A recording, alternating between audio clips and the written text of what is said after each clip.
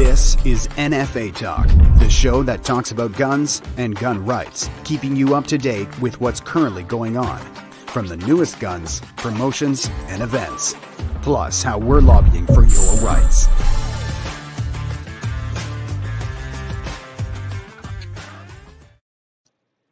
All right, it's time for another episode of NFA Talk. I'm Jordan Vandenhoff. Joining me tonight is Rick Igersich, and boy, do we have some stuff to talk about. Rick, how are you doing tonight? I'm doing good, Jordan. How are you doing? And you're right, we sure do have some stuff to talk about. I'm doing fairly good for the amount of sleep that I've had. My phone has been going off the hook. I've been receiving a lot of emails. I'm trying to get back to everybody, and I mean, like what the Liberal government did to us on Monday was just ridiculous. They're putting a full freeze on handguns in Canada. They even said in their announcement that, we believe that law-abiding firearms owners are not the problem, but we're banning the handguns from law-abiding firearms owners. Now, luckily enough for us, we get to keep what we have. We just can't buy, sell, or import new ones. I guess you can call that lucky, but this is one of the worst attacks against rights and freedoms, livelihoods, and property of Canadians in the Canadian history. I've never heard anything like this, and he just keeps on going with this stuff. What's the next step? Well, I mean, they already told us the next step. It's the rest of the bill of C-21. They revised it. They came back, and they came back stronger. So, I mean, if you heard over the last couple months, they were talking about, giving the powers to the municipalities, giving the powers to the provinces. And what I really think they did was they tested in Ontario. So in Ontario, they told, Steve Del Duca, go out, put your platform out there, and let's see how that rolls. He put it out there. He made a couple announcements. Ontario didn't bite on it. They basically said, quit it. It didn't do well. So the government went back to the table and said, hey, Alberta's not on board. Ontario's definitely not on board. We're just going to have to go ahead and push it this way. It dropped the hammer right across the country. Right. So they went nationwide. Yep, nationwide. Stop movement of all handguns. I knew something was coming down the pipe, but I didn't think it would be that. That is, it's unheard of, and I don't know what to think about this one. And that's just a part of the bill. There's other parts of this bill that they're limiting magazine capacity. The way they have it worded is long guns, so long guns to 5 rounds. Now, I don't know about you folks, but I've got shotguns, pre-64 Winchesters and stuff that hold 7 rounds in the tube. How do you permanently block that and have the shotgun function? There's stuff like that. There's all kinds of other issues involved with. It's like reading a Latin Bible. There's sections on subsections on subsections, Jordan. I've never seen anything like it. No, absolutely. It's a little vague. There's going to be a lot of interpretation needed for this. I mean, you look at a Browning lever action 22 LR rifle. It's a tube fed. It takes 15 rounds, and you have to put the rod down there, which pushes pressure on the next round to pop it up when you cycle the action. How do you pin that or permanently make that 5 rounds? It can't be done. It's no. So basically, what they're saying, and that's a prohibited device now because the capacity is more than 5 rounds in the magazine tube. So, ridiculous. Rick, what do you think? What are they going to do? Are they going to offer us a buyback on that? I have no idea. I don't think they've got they don't have enough money to give us a buyback on they don't have enough money to buy back the original order in council, let alone this one. I think this is a way that they got around the fact they'll just freeze everything and they're not going to buy anything back, and basically your firearm dies with you when you're gone. That firearm goes for destruction. That's the way I'm looking at it right now. I don't know. What do you think, Jordan? No, it's definitely a free buyback for them. Let us keep them. We pass away, and they take our firearms. Yeah. They made it clear that you can't pass it down. So, and you know what, Rick, you were going further. We were talking earlier. You were going further into the bill. Like this extends to 12.6, right? Exactly. So there's a 12.6 right there, guys. Safe. It's clear. These guns, they classified them as 12.6. At least you could take them to the range and shoot them. But this bill also includes 12.6s. It's hard enough with 12.6s. The number of people with a 12.6 status is is getting smaller and smaller every day. And I think this was their original plan for 12.6s when they put that classification in. They're just going to get rid of them by attrition. Right.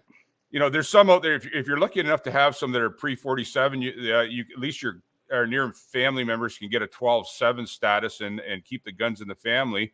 But right now, basically, what they've done with all handguns in Canada when this bill comes into force, and there's another thing, the bill has been introduced.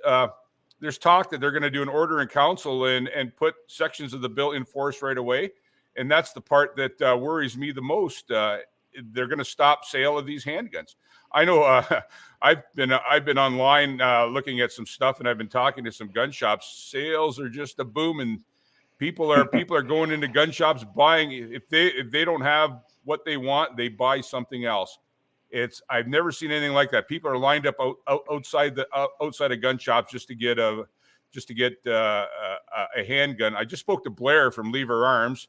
He couldn't be with us tonight because he's working tonight. He's backed up there. He said the portal is extremely slow. He's in BC. He says when the stores close in Ontario, it'll speed up a bit, but transfers are still going through. So I don't know. What do you do? Go out and buy more handguns? I don't know, Jordan. What do you think?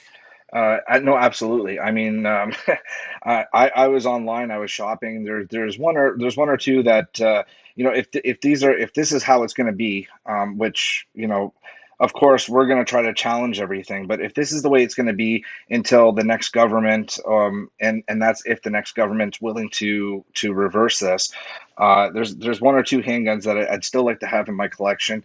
And I'll tell you what, like I was searching across Canada. And all I saw was sold out, sold out, sold out, sold out, sold out. And, it's great. And this is a great message for our government that, hey, when Justin Trudeau says, this is what Canadians want from coast to coast to coast.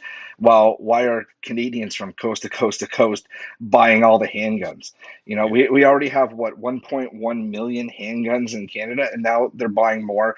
And we still have till, this is from what I understand, till about September to get this done before the freeze actually takes in place. So we've got all summer. We're not sure about that part, are there? Like I say, they could implement an order in council to freeze everything tomorrow. We don't know that, they could. The Liberals are unpredictable. Even when they enacted the rest of C-21 long gun registry 2.0, they did it overnight. I spoke to a CFO this past weekend at Orangeville Gun Show, and he didn't even know that was when it was enacted. He didn't even know about it till 10 o'clock that morning. So I'm not leaving anything to chance with the Liberals. They could do this anytime they want to. No, and Rick, you're right. They could, but it looks like they're going to do it the proper way, which means it has to sit on the table for, I believe, 30 days. They're going on summer break on June 23rd or 24th, so we'll be somewhat safe if they're doing this the proper way. Of course, we're going to be somewhat safe over the summer, and then when they come back in September, then it sits for the remainder days, and then they can push this revision in. Right. And the bill is so vague. They when the OIC came, any transfer that was in progress, they allowed to go through. I don't know if this is going to happen with this bill when they put it in place, whether or not active transfers are going to be able to be completed or not. We don't know. There's a lot of we don't knows in this bill. Well, Rick, I would think that the way this is going to work is because the CFOs have been instructed that they can no longer issue a certificate. So at whatever point the enactment is, 12 o'clock at night, because that's usually when they do it for the start of the next day. Yeah. At that point, a CFO can no longer issue a certificate for that pistol in that person's name. So if they can get everything done the night before, you're going to get it. If it comes in a day late, 2 days late, you're not going to get it. Right. And that's the thing. That's going to leave a lot of stuff in limbo. There's going to be a lot of, I believe there's going to be a lot of transfers left in limbo when they do that. Hopefully I don't. Well, I just. it was like the OIC. There was a lot of people that, and I've talked to a lot of people that had AR-15 transfers. They went out and bought just the lower piece so they could have it. They went out and bought just a really cheap AR-15 just so they could have it because they thought they were going to be able to keep it. And they got in at the very last second, and The 11th hour. even the CFO said, "Oh no, you're not going to be. You might as well just surrender it, or do you want to just retract the transfer?" Which happened to somebody I know that they actually told him, "You might as well just cancel the transfer." And then afterwards, they got clarification that yeah, they could have done that transfer. Which it's everything has been so rushed in this that things are not getting done proper. The biggest part are the unknowns. There's a bunch of uncertainties, Well, and there's and no that's the thing. clarifications. That's the thing. Nobody in the industry knew until almost minutes before the presentation, right, of C-21, what was going down. There was little snippets in the news. Like if you read between the lines when, like National Post and all those places said, "Hey, they're looking at maybe a freeze." Like if you picked up on it, then you saw, okay, there's something really coming down the pipeline. Of course they know. Are they going to release something to us? No, of course not. Why? They don't like us. They don't like people with firearms. They've made that perfectly clear. Justin Trudeau comes out and says, that we're throwing around misinformation and he's not going after law-abiding firearms. Rick, who's he going after in this bill? He's definitely going after us, just like all his other legislation. He comes after us. We're his scapegoat. No, exactly. You said it right there. I mean, yeah. like in this bill, where does it target the criminal? They did mention something about well, there's what wiretapping or something. That's vague too. But yeah. the most of the money and most of the points of this bill are geared directly at Canadian firearms owners. And it's not just not us firearms owners. It's Canadian business, it's Canadian retailers, Canadian wholesalers, Canadian manufacturers. There's several firearms manufacturers, not several. There's a few manufacturers in Canada. There's ammunition manufacturers, which is going to affect it. It trickles down. It trickles downstream a long way. It just doesn't affect firearms. Ammunition, accessories for these firearms. The list is endless. Absolutely.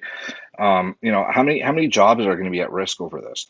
Like there's a lot of stores out there where handguns are a majority of their business, right? They employ 5 or 6 people. Like if they lose half their business to almost all their business, how can they keep those people employed? What about the importers bringing these firearms in? Like there's so much to this, and we're just coming out of a pandemic, and we're talking about rebuilding Canada and how they're so happy that they've got all these jobs back, and then here they're killing a complete industry. Yeah. Exactly. They have no idea how many parts of the industry they're killing, and Trudeau makes the bold statement that this isn't going to affect law-abiding gun owners at all. All it does is I'd like to say something right now, but all it does is affect them. Yeah. Right? I mean, and it's already proven criminals don't follow the law. Criminals, they're laughing right now because this doesn't affect them. Like they don't care. Where every firearms owner's running around Canada trying to find their last gun that they're gonna have, so they can use. Now, then there's other questions too, Rick. What about if your gun breaks? Or it needs maintenance. Like these guns, they do have wearable parts, right? Does that Absolutely. mean that does that mean like if my barrel wears out, am I going to be able to get a new barrel for it? That's a good question. The question is, are you going to be able to take it to a gunsmith because you're no longer going to be in possession of that firearm? Are you going to be able to take it to a gunsmith and get it fixed? That's another big. Well, no. You're still in possession of the firearm. You still have the certificate, but you're going to have to get that ATT. Are they going to issue ATTs to go to the gunsmith? That was my point. Are they going to issue an ATT to move a handgun to a gunsmith to leave it there for a few days? We don't know any of this stuff. There's nothing cut and dried in this bill. No, and that's where it's like, okay, you know what? Maybe do I buy 2 of the same guns in case I have spare parts? Yeah. It's there's a lot of stuff in there that just doesn't make sense. What about law enforcement that train off time and they don't have a pistol of their own? Are they going to be exempt from this, or are they basically not going to be able to train? What about this whole thing in the C-21 the elite shooters. What's an elite shooter? Like, it says you have to be recognized Olympic shooter. You know, how is that going to affect them? What makes them an elite shooter, not you and I? Is there a set of standards? Is there a qualification? What are they going to use for that? Well, when I go to the range, I strut my stuff like I'm an elite shooter, but yeah, I'm happy half the time if I get it in the 8 or the 7 on the target, right? Yeah. Well, we Yeah. were all elite shooters in our day, but those days are done. At least in my case, they are. I still like to send rounds down the range regularly. I just don't get to do it enough like I used to.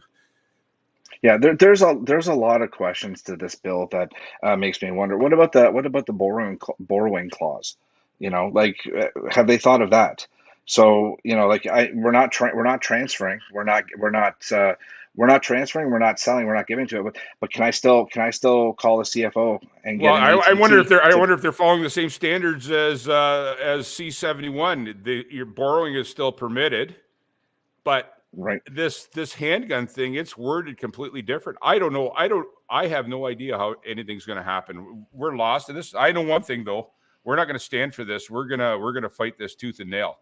We're going to do whatever it takes to. We're going to do whatever it takes to fight this. There's we're looking at some options right now. We're just kind of waiting to see how it unfolds before we make some moves. But this is like I say, this is one of the worst attacks in Canada's history for our rights and freedoms. And it's like they were so close too. I mean, that other part of C-71 just got enacted with the long gun registry 2.0. I mean, Rick, what were we here about 2 weeks ago talking about that? Yeah. And so everybody's still trying to scramble to figure that one out. Like, people are doing transfers when you don't need to do transfers because we didn't have clarification on borrowing. It's the portal's been a mess. I'm getting reports from people saying, hey, like, I'm trying to sell a gun personally, and I can't log in. I mean, and Rick, like, we were talking earlier this week, and you were saying that you were at the gun show. Was in Orangeville? Orangeville, yep. Yeah, Orangeville, and you were walking around, and every gun owner there was getting kind of ticked off because they couldn't log on. How many people lost sales that day? What happened was, the gun show started at 8 in the morning. And their portal was inactive till about 10:30 or 11. So there's all kinds of guns deals that were being made, but they couldn't follow through on them because the portal wasn't working. There was a CFO there. There was a guy there from the CFO office, and I spoke to him about it. And the Ontario CFO knows less of what's going on than we do. This fella didn't have a clue what was going on, why the portal was down. He told me, well, part of the problem is in Ontario, they're down eight staff right now. And I said to him, well, why don't you hire 8 staff to get this going? He said, well, we don't have the budget for it. I think it's all a ploy just to slow things down to piss people off. I really do. Absolutely. I bought a gun. I bought a gun when I was in Vancouver, probably 3 weeks to a month ago. I just got the transfer. I actually bought 2 Pro Hibs while I was out there. I just got the transfer for one yesterday, and I still haven't got the other one. It's nothing short of ludicrous. Any other province, it's 2 or 3 days. Ontario seems to be the worst for some reason. But I think I believe the way things are now, I think all the provinces. Yeah, I think right now, I think all the provinces are going to slow down with this stuff. I can't imagine the backlog in transfers after the last couple of days after they announced this. Yeah, well, it's going to be interesting too, because I mean, when the transfer goes in, there's a timestamp, right? So are they going to honor that timestamp? Like, if we get down to the nitty gritty where they say, okay, it's now been enacted, the OIC has dropped, but you have a timestamp from a week prior, are they going to say, nope, too bad, you lose out, right? And then now you're looking at, okay, you got to contact the store. Hey, the transfer didn't go through. They've got to refund you the money. Now the store's out the money. Right. And yeah, in our Premac versus Canada case, that's one of the points. The Cassie Premac got hung with a bunch of guns that she can't sell. So I'm sure there's going to be guns left over when this comes into effect. So basically, all these store owners, all these gun shops across Canada are going to be hung with these guns. They're going to be hung with this inventory. What do you do with it? What do you do with the inventory they have now with the ordering council? The ramifications for this for the OIC and this bill are just they're endless. They're not whoever drew these thought these things up didn't think very well, because the ramifications are going in all different directions about this stuff. Well, you know what? Actually, Rick, I'm gonna say though, with at least with this one, I don't think the stores are gonna get hung with the handguns, because they're getting They'll be sold sold out. everywhere. You know, like, I mean, you know, unless they get a new shipment in, you know, late summer. But like this, I'm really happy to see this. This is a protest in its own. We're as the firearms community are protesting back, showing this government it's not what Canadians want from coast to coast to coast. What I found interesting also was when they introduced this bill, Bill Blair made a guest appearance out of the blue. Right. So yeah, I mean, he was part of. Yeah, go ahead, Jordan. You know what? The first thing I thought of was, like, you know, the three of them are on stage there, the Three Stooges. Yeah. You know, Marco, Trudeau, and Blair, right? And he put his thing in there. He was happy. Basically, you know, this is everything that he wanted to accomplish. He just couldn't do it. You know, at the end, it was just a terrible performance for him. So they put Marco in there, who is fresh. He doesn't know any better, and he's just toting the line. You know, I remember Marco did it was on PBS, I think it was, where he went with Glenn Motz. Like, he wouldn't even touch the gun. He stood in the back, and he just, you know, like, that's ignorant. Why wouldn't you get up there and try it before you're going to start banning and you're going to start having an opinion on them? And, you know, and great for you know, Glenn to take him out to the range and show him. But like, I mean, these people, there's no change in their mind. They're set. And that's set. Part of the problem right there. What they've been programmed to believe in the dreaded gun. If you touch it, you know, bad things are going to happen. So they won't even touch them. It just baffles my mind. It really does. You know, right. Come out to the. You know, if any of these guys want to come out to the range, we'll take you out to the range. We'll show you how to safely operate that firearm. And you know what? They might even have some fun doing it, but they'll never do that. They won't do that. Well, you know what would be a good time? Come out this June 4th. We're doing a big range day at the Silverdale Gun Club in Ontario. You know, the event's called Top Gun. We're gonna have what's still legal on the firing line. You know, let's have an honest conversation, have a coffee, and shoot some guns. Exactly. We're going to have just about one of everything out there.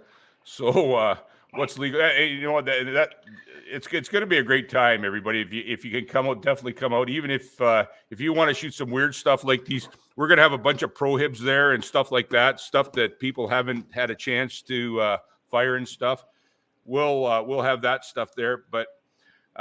You know, it's going to be a real good day for non-firearm people to come out and try some stuff. So if you've got friends that aren't firearms people, bring them out to the range.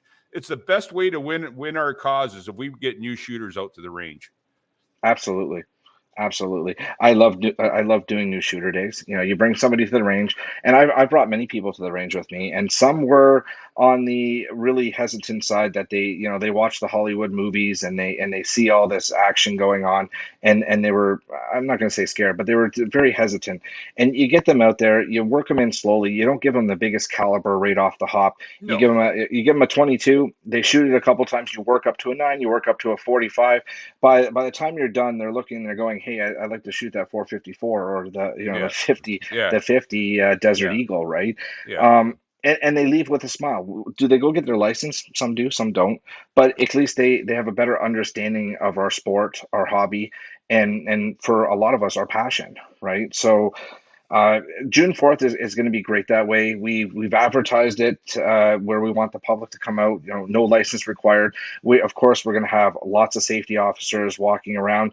You know, in Canada, there's that 1-to-1 rule, so you know there will be a licensed firearms owner shooting beside you. So it's not like we're going to hand somebody without a license a gun. We do things right. We promote safety. And I'm looking forward to it. You know, it's coming up this Saturday, which it seems like it's coming up really quick.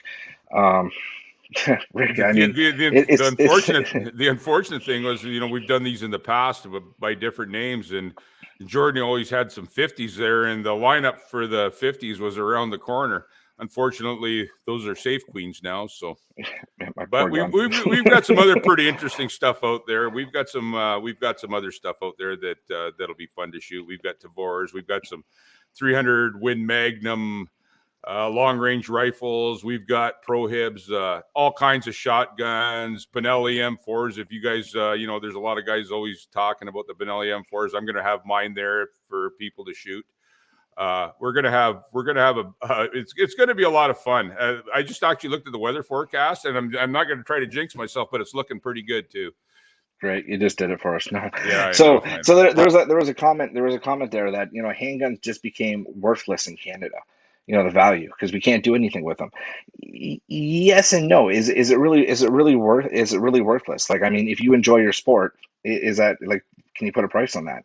Also, you got to keep in mind that this government could potentially be here till 2025. Maybe not. You never know. Jagmeet and Trudeau could go their separate ways any day now. And things can change. Legislation can change. We can get this repealed. This is not set in stone for the rest of time in Canada. Things change. There's other countries that have opened up firearms in the past decade. Then there's some countries that haven't. Then there's some countries that have been arming their civilians to fight against soldiers, which are government supported. So, here we're disarming our country, and not really disarming, but we're really taking it to our country with firearms, and we're going to ship a whole bunch of these, as they call them, military style assault weapons, over to another country, to a whole bunch of civilians that have absolutely no training, no idea what they're doing, and here you go. Yeah. I don't know. I don't know. It seems ridiculous to me. It's funny. I've been Jordan and I have both been getting calls and emails steady for the last couple of days, and people are fed up. People are saying, the NFA doesn't condone this, but people are saying, I'm not giving anything up. I'm gonna keep doing what I'm doing, and right now they're not seizing handguns, or but who knows down the road. But if it comes down to that, there's people out there that are just fed up, and they're not going to do it. I've been hearing a lot of that. Absolutely. I don't know if you have, Jordan, but I've definitely been hearing a lot of that. No, and you know what? Like, the nice thing is we do have that amnesty until October of 2023. Like, we can say anything we want right now. Come October, that's when it's make it or break it. You're going to have to make your choice. Yeah. I don't advocate for anybody to break the law. I'm straight out say to them, I'm not advocating. You have to make the choice. I might tell them what I plan on doing, but the choice at the end is theirs. At best, consult a lawyer, see what you're up against. Exactly. They were talking about fast tracking that to start allegedly buying back these OIC. Well, they're still working on the they're still working on consultation, right? Yeah. They're trying to talk with the industry, and I really hope our industry kind of shuns them out, because this is what the government's been doing to us. They've been, all they're doing is hammering us, and then they're like, hey, so work with us to help us get your stuff, right? I kind of hope that maybe our industry says enough's enough, right? They need to come up with a price, fair market value, which I mean, I'm pretty sure, and this is my guess, that it's going to be pennies on the dollar. Like, I don't think we're going to get anywhere close to what we paid for it. On top of that, all your accessories, Rick, like you said earlier, all our accessories, they're not buying those back. There's going to be a lot of people out a lot of money on this, and for public safety. I still don't see the public safety part of this. Even the government said, we trust law-abiding firearms owners, but we're taking your stuff because we don't trust you. Yeah. It just, it's the classic liberal ploy. When the heat's on them about something else, or they don't have anything else, they come after us. It happens to us all the time. Jordan, this stuff goes on. It's been going on for years. When there's heat on them, let's take it to the firearms owners. When there's a scandal, let's take it to the firearms owners. Let's get people's minds off what's really going on. It's so crazy. Rick, any guesses on why they pulled the trigger on this one?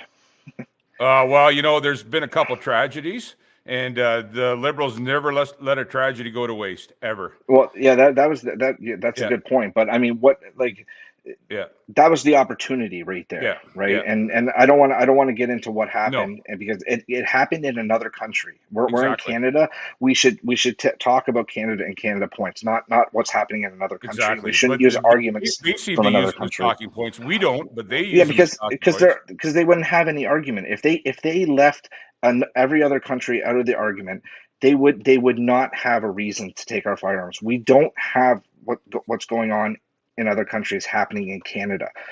So I mean, it's funny too, though, Jordan. You mentioned that, and the OIC that basically used the Nova Scotia shooter to implement that one, and that was their excuse at that time. It's funny, and I could be wrong. I listened to the whole introduction of the bill, but I didn't hear that event mentioned at all. They were talking about stuff that's going on around the world, but they never ever mentioned, and they were talking about stuff that happened 30 and 40 years ago in Canada, but they never ever mentioned that event out there. So it makes you wonder how things really are. I don't know. I'm just speculating. What do you think, Jordan? Mini Ruger 14, so dangerous. It took us 30 years to ban it. Yeah. And common sense. That's right. Yeah, it's so dangerous. And if the facts were to be known that the guy that did that shooting, I know everybody knows his name, and I know his name, but I'm not going to mention his name. That gun, he tried to make that gun shoot select fire full auto and basically messed it up. So he had to basically rack the charging handle back every time to fire every round. So they're talking about these scary semi-automatics and stuff. He made it a single action.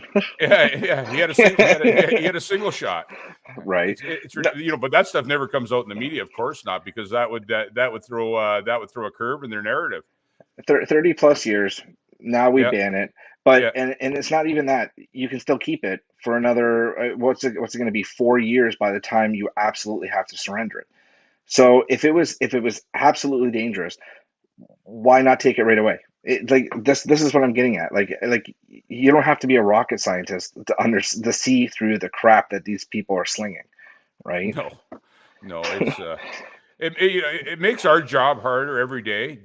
Jordan and I, it makes our job harder, but you know what? It also makes us dig in harder to get into the fight, because I will not stand for this. I know our people on the NFA will not stand for this. We're going to do whatever it takes to turn this around and make it go away. I don't know where we're at with that right now. Like I say, it's kind of a fluid situation. It's unfolding right now, but we do definitely have a war room set up, and we're trying to figure out how we're going to handle this. Yeah, we're basically analyzing it, trying to figure out if there's an action that we can take. Yeah, because if there is, believe me, we're going to take it ASAP. Anyway, back to our, we're kind of jumping around tonight, but that's kind of what we do, live and unscripted. Back to Silverdale. There's going to be, we didn't mention, there's going to be some vendors there. There's going to be some other side events going on. There's going to be some gun giveaways. NFA is giving away, what are we giving away? 1 gun or 2, Jordan? I think we're giving away 1. It's at the end of the day, it's your call, Rick. So how saucy are you feeling? Are we going to give away 1 or 2? Well, you know what? If there's a lot of people, we'll give away 2.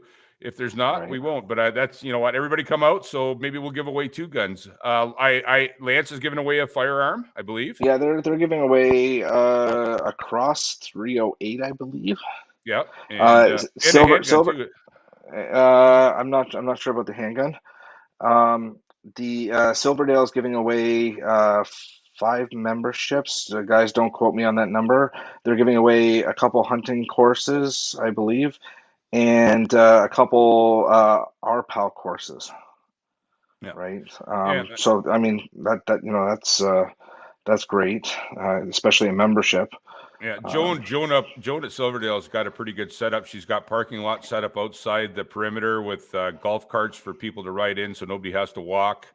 It's going to be a fun day. We've been planning. Well, we've been planning this for 2 years. It kind of went sideways on us when the COVID hit, but finally we can go with it. So it's going to be a lot of fun. Yeah, and I got to say, we really have to thank Joan for allowing for her opening up her range and allowing us to do this, and inviting the non-firearms community out as well. It's free entry to get in, which is it's great. Thank you so much, Joan, for allowing us to do this, and helping the cause. Thank you to Sarah at Lands there for donating the firearm, and being on the line there. She's going to have a lot of firearms as well for us to shoot. Canadian Gun Vault is going to be there. They've been advertising on their social media like crazy. They're going to have a bunch of prohibs as well, a lot of pistols. Glock is going to be there, so they're going to have demo models for you to try. And it's a good time if you're absolutely not sure which Glock you want, come out and try it, and hope you can find one in Canada somewhere right now with the situation we're in. NFA, I'm going to have a bunch of guns out. Rick's bringing a bunch of guns. Tactical Imports has sent us a whole bunch of guns to have on the line. So it's really going to be a great day. Come out, chat with us. Let's shoot some guns. And we've got some of our people from out west coming out. Dwayne Gorniak, our Alberta director, will be there. Ginger, our office manager, is going to be there. We're going to have all the NFA swag there. If you want to pick up some No Compromise T-shirts or Tactimus T-shirts, we're going to have them there. It's gonna, it's crazy. It's crazy because I'm walking around my area, and I'm actually seeing the Tactimus. Like I was down in Niagara Falls. I was riding around on my motorcycle, and it just the Tactimus pops out, and I'm looking. I go, yeah, I'm giving the thumbs up. Like people really like that Tactimus shirt. I actually saw a lot of people wearing the Tactimus shirt at the Orangeville Gun Show. It was quite nice to see that they're wearing our swag. That Tactimus, that was partly Jordan's brainchild. That thing, Jordan and our designer Nathaniel, that was their design, and man, that thing took off, and it's still taking off. Right. Yeah. No. And you know what? We have to start being a little bit more louder as the firearms community, and start wearing shirts. Don't let them push us into the corner with this, right? Everybody is so worried that, hey, and well, that's another thing too. We should probably talk about tonight, Rick, is the red flag laws, right? Yeah. And the yellow flag laws. But we should still be proud of our sport. Just before we get into that, though, Jerome Morgan's got a question. Hello, Jordan. I would like to know if it's bring your own gun like last year. No, Jerome, it's not bring your own gun. The firearms, the way this is working like the past shows we had before bring your own gun, you basically come to Silverdale. The firearms are there. You buy the ammunition of the firearm you want to shoot. If you want to shoot a 44 Magnum snubby, you buy 5 rounds of 44 Magnum or 10 or whatever you want to buy. You bring the ticket to the line. We take you to the line. We load the firearm for you. We hand you the firearm. We stand by you. You fire your rounds off, and then we try to get the big smile off your face, and you go back and buy more rounds. That's the way it's going to work this time. Yeah, so we have the ammo, we have the guns, and we decided to do it this way because there's going to be a lot of non-licensed firearms owners. It's just easier to control from a safety aspect. So all the guns will be on the line. We'll be in control of that. We didn't want to have a whole bunch of people walking around with firearms. We figured it would be better this way. But yeah, it's kind of like the BYOG event. We're all going to be there. Come talk with us, hang out. Let's have a coffee. Let's shoot some guns, right? Yeah, exactly, Jordan. Come talk to Jordan and I. Come talk to our other directors. Our lobbyist, Charles Zatch, is going to be there. There's going to be, some of our field officers. Our regional coordinator, Tom Maven's going to be there. Come out and meet us. We're normal, everyday people, just like everybody else. We've got regular jobs, and we do this because we're passionate about firearms and firearms rights. We're not in this we're definitely not in it for the money because we're all volunteers, but we're in this because we want to keep our firearms. And the big thing is we want the next generations to be able to have the firearms that we have. We need to think about that too. It's just not about us. It's about the generations to come, where we have to make sure that these firearms are still out there and that people can enjoy the rights and freedoms we did. Right. Okay, so like again, unscripted, live unscripted. Let's go back. We should probably talk about the red flag laws and the yellow Yeah, flag laws. that's another part of this legislation that's you know, It's trouble. you It's don't want to troubling you to don't me. want to accidentally yell at your wife over the pool fence because the police will be there to seize your guns. You Well, know, what troubles me too is, you know, you have an argument with your best friend. Your best friend's vindictive. He wants to get back at you. He makes a phone call. You're going down a road that you don't want to be going down if you get this red flag. You know, they're coming in, they're taking your guns. yeah. If you read the whole outline, it's not going to be a fun process. It's There's a going new to word in it's there too, Jordan, isn't there? Yellow flag. and yellow flag. So red flag is anybody can ask a judge, or they basically call you in the rat line or whatever, and they don't have to worry about a warrant. They just go in, they take your stuff, and then you're in a world of costing a lot of money and legal costs, right? Yellow flag is designed for the CFOs. So if a CFO has a suspicion, they can suspend your license. I didn't really read too much into it, but I think it's the same as C-71, where you go to do a transfer and it's on suspension and you're not allowed to do the transfer. They most likely you're going to get a phone call. You're going to have to explain yourself, what's going on. Maybe somebody made a post on Facebook that was interpreted wrong, and they called up and said, "Hey, you might want to look into this person," because they are monitoring us now on social media. And you're just going to have to explain yourself. And then if you satisfy them, they're going to say, okay, no problem. They reinstate you and away you go. I'm not too troubled by it. Well, I mean, it's still an I inconvenience. am. It's an Yeah. inconvenience, but I mean, yellow flag is an inconvenience, and I don't think we need it. The red flag is what's really troubling me, because there's a lot of questions where they automatically nullify your certificate. Well, if you got a bunch of pistols, does that mean they're taking them? I don't know. It's Yeah. there's a lot of questions we have to ask. Basically, they're down to the point now where they know that you have restricted firearms. They don't know. Well, they allegedly don't know that you don't have that you have long guns. But everybody knows that registry didn't go away. Just it's kind of obsolete, because I'm sure a lot of those firearms changed hands between now and then. But just the suspicion. There's just a suspicion that you have a long gun in the house with a red flag law. Basically gives them the right to come into your house and take your firearms. Look through your closet and find your grandpa's old Cooey shotgun in the corner. It's nothing short of ridiculous. It really, really is. There's a lot in this bill. And the governments are happy. Like for over 40 years, this is the best basically attack against firearms owners that we've done, right? And they're smiling, they were clapping, they're all cheering on the during the Yeah. presentation. Yeah.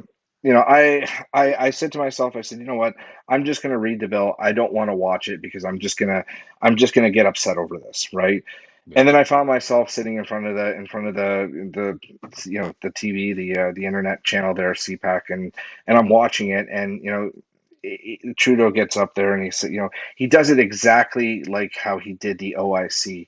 He talks in that tone, and it's no longer able to sell, transfer, and I'm thinking, and it just brought back memories of May 1st, when Yeah. I punished myself and I watched that one as well. Yeah. You And know, Bill Blair, Bill Blair steps up there and says, all firearms owners in Canada are in favor of this legislation. He makes that bold statement. All law-abiding firearms owners in Canada are in favor of this legislation. Him you and want to call his, bullshit? You want to call bullshit on that, or should I? yeah. Well, go ahead, Jordan. Yeah. Like we're in favor of this. Who's in favor? I mean, Yeah. anybody watching this, give me a thumbs up if you're in favor of this. Yeah. I Exactly. don't. Yeah. I'm not. Yeah. Yeah. And they Uh, You say, know, and you they know, say, I can neither confirm or deny, but I'm thinking there's probably one or two cocktails too many involved. But that's just my thoughts, just my own opinion. it's just language that they use, and Yeah. they try to. It's really misleading to Canadians. There are a lot of Canadians out there that have no idea. Um, uh, what we have to go through, what we're doing, and when they find out, I'll give you this. I was at a lunch today with a whole bunch of people, and none of them are firearms owners, and they started talking about the last two things that happened in the States. I kept very quiet and I just listened, and they were talking about what happened just last Monday, and I was shocked, and I was actually smiling at the end because they were not in favor, and these are not firearms owners. They were not in favor of this. And they said Canada has very strict laws. A lot of them actually went online and did the research for themselves and saw what we have to go through.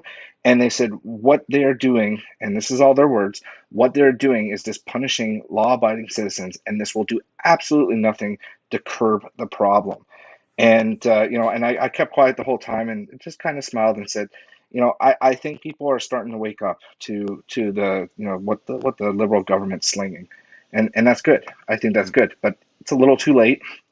Hopefully, we can challenge this. Hopefully, the opposition party in the House is going to really kick back on this. Unfortunately, though, they're greatly outnumbered, so it's going to be interesting to see where this all goes. And the thing is, there's a lot of Liberal firearms owners out there also. And with the OIC, I noticed a lot of people weren't that concerned about it because it mentioned a lot of black, scary-looking guns. But now a lot of these people that have their Smith & Wesson or high standard Target 22 pistols and stuff are beginning to think also. And it's always been a struggle for us to reach everybody in Canadian firearms owners. It's always been a struggle, but I'm hoping that it gets a little better because more people are affected by this. And like Jordan said, people that aren't gun owners are talking about this also. I had a lady come into my place of business the other day, and she's not a firearms owner. She's a little bit of a political activist, but she's not a firearms owner. And she was talking about her personal property. She said to me, and she made a really good point. She says, "Are they going to ban my hairdryer because it kind of looks like a firearm?" I said, "That's a good question. I think maybe hairdryers are next. I don't know. The possibilities are endless." That's interesting. Yeah, true story. Wow. And the thing is, they also added the air guns to this, right? Replica guns. It seems like they, what's next? Really, what is next? And that's why I say I'll go out trap shooting and skeet shooting, and that community in its own is like, you know what, we're kind of safe. For how long, guys? For how long? Right? You might want to help out the guys with the pistols and the guys with the black guns, these rifles that have put on the OIC, because eventually down the line, you're going to need their help when the government comes after shotguns next, or they come after over-unders, right? That's another point we should probably make, Jordan. We've been hearing some rumblings that there's a bunch of other firearms being added to the OIC list. You had some, we actually discussed that today, you and I, about some of the firearms that have the potential of getting on the list in the next but while. Let's not name anything just in case they missed it, right? Yeah, exactly. And that's exactly why I didn't. But everybody, they're definitely talking about adding some more stuff on it. Everybody knows what we're talking about anyway. Yeah. So I'm pretty sure they've nailed a good majority of them. I've seen some posters floating around the internet from some of the not gun liking people. I have a feeling that they're going to nail basically the rest of my collection. And a lot of people out there are probably thinking the same thing. So get ready. It's going to be interesting. How much money this government has, I don't know. I guess they're just going to have to print more to pay us all back, right? Or they're just not going to give us any money. I mean, at the end of the day, I believe they're not going to give us any money. We mentioned earlier it's going to be cents on the dollar. So your $2,500 AR-15, maybe you're going to get 50, 60, $100 for it, 200 maybe. It's going to be a big financial burden to a lot of people that worked hard for those firearms and paid the taxes on them and bought them so they could have them, and now they want them to give them. The government wants you to give them up. Well, we'll see what happens with that. Anyway, Jeremy mentioned down there, the next thing is the sniper rifle scopes. Well, you know what? Even the word sniper rifle, sniper is usually the guy behind the rifle. And you're right. If it looks scary, they'll ban it. Just look at Krista Freeland. She made the statement in public. We banned a lot of these guns because they look scary. You know, what kind of statement is that from our government? It shows you the kind of people we're dealing with. Well, and this is a government. This is a government that says they follow the science. Did they really follow the science on this? Because the science says that the guns that are used in these crimes, the handguns, are smuggled in from the U.S. So where is the science on this one? You know. Well, even their data is all fabricated data. You know, we've got some people out there with actual data. Callan Langman is a really good example. Gary Mauser. They don't look at that data. They're not interested. They're not interested in those guys that actually sat down and figured this stuff out. They concoct this data. You know, if there's a little peak in 1 month of gun crime, they take that and they spread it across the whole year. We've seen that on several occasions where they've done that. You know, they take a bad part of a year where the gun crime peaked in February and March, and next thing you know, every year they attribute that data to every year. It's just the way the Liberals work. It's all smoke and mirrors. Yeah, absolutely. Yeah, so absolutely. All right, Rick, we've been here for about 50 minutes. I think we covered a lot. I'm sure we didn't cover everything. You know, I was kind of hoping. I mean, and Blair's extremely busy. I'd love to get you know, his thoughts on this, as he works right in the store. He's right in there. He's, you know, been through pretty much all the legislation. And it was actually funny because the second this happened, I called him and he picked up laughing and he said, "Don't worry, Jordan, we'll get through this. We're going to figure it out." You know, like he knew, he already knew, because he said, you know, "Don't worry, settle down. We'll work this out." Right. So maybe we'll come back and do a part 2 of C-21, maybe when things cool down in the stores, which, I mean, the only way they're going to cool down is when the guns are fully sold out and they can't. I really can't see that happening in the near future, Jordan. Right. No, but I mean, eventually, you know, we're waiting for the next shipment of handguns. So maybe Blair will have a break and he can come in here. Maybe we'll get Charles to come in here and give us some Ottawa talk and let us know what the rumblings are. I just sitting here laughing to myself because it goes back to the old adage: Justin Trudeau, you know, back in the day, Bill Blair, now Marco, the gun salesman of the year, definitely. Again, for the second or third time, gun salesman of the year. Yeah, this year it goes to Marco. Like last year, it was Bill. Marco gets the prize this year. Right? Maybe we'll have a cartoon come out about that. Yeah, but you know, I don't know. It's mind-boggling. Jordan, people got to understand we're tired. Jordan and I have been basically up for 3 days straight with this stuff going on. I think I'm running about 4 hours. I think you're running on what, 2, Jordan? It's been nuts. It's been nuts. Yeah. And you know, and if you sent me an email, and I haven't got to a lot of them yet, I've got people calling me, I've got people texting me, and I want to reply to everybody. I mean, that's what we try. Myself and Rick, we talk about this all the time. We reply. We even call each other up. Hey, I'm a little stuck on this. What's your thoughts on this? And you know, we help each other out, right? That's what we do. And I'm the same way. You know, guys, I will get to your calls and emails, but I'm just flooded right now. I've got like 1,300 in my email box right now, and I have no idea how many voicemails I have on my phone, but I think it's probably getting full. I will get back to everybody. We make a point of getting back to everybody. We even get back to the trolls. You know, we'll give them some input also. Rick, you know what? I love talking to them though. Oh, me too. Let's try to change some minds, right? Yeah, exactly. You know, and you know when they go silent and then they tell you off and they hang up, you know you've won your argument, and they really, you know, you've really got them thinking, right? That's a start. That's a start at least. You know, it's pretty easy to talk to them. You just stick to the facts and the way things are, and then they lose their whole argument before they even get going. Right. So yeah, let's maybe try to finish off this in a week or two. We'll come back with some other points. Maybe there'll be some other information coming out. Who knows? They might switch some things around. Maybe we'll have a little bit more information on from our legal team if we can actually, you know, do something with this, right?